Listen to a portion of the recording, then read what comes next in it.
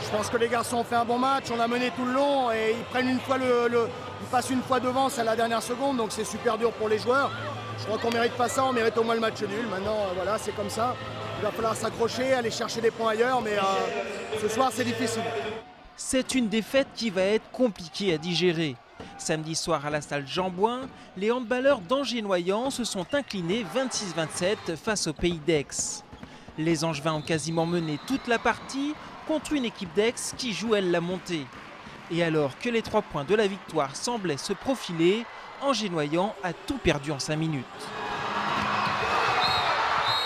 On a le match en main, on menait 2-3 points et on se fait remonter alors qu'on ne mérite pas trop. Difficile, mais il faut rebondir, la saison continue, il faut la finir, quoi.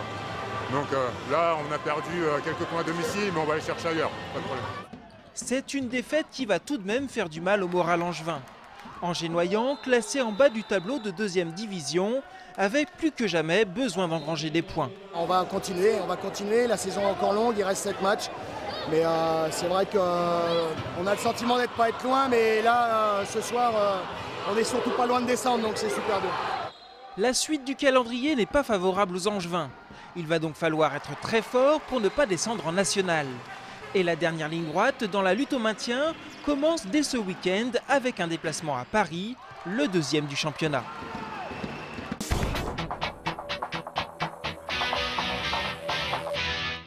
Les Ducs d'Angers sont en demi-finale. Vendredi dernier, dans la 3e manche des quarts de finale, les hockeyeurs angevins l'ont emporté 4-0 face aux Pingouins de Morzine.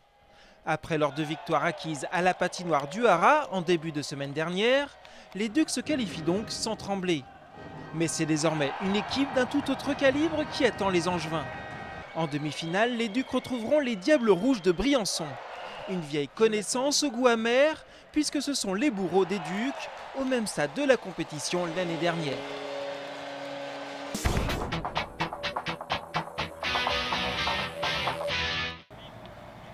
Un défi de taille, c'est ce qui attend les Angevins ce soir. Les hommes de Jean-Louis Garcia reçoivent le Stade Malherbe de Caen, leader incontesté de Ligue 2. Les Angevins ont vraiment tout à gagner. En cas de victoire, ils pourraient revenir à 2 points du podium, ce qui pourrait nous promettre une fin de saison palpitante. Mais attention, ils vont devoir se sublimer. L'équipe est diminuée avec 8 joueurs absents. En revanche, le SCO va retrouver son gardien emblématique. Jean-Daniel Padovani fera ce soir son retour dans les cages angevines après la blessure du gardien Kevin Olympa. A noter que ce match sera rediffusé en intégralité sur Angers 7. Première diffusion mardi à 17 h.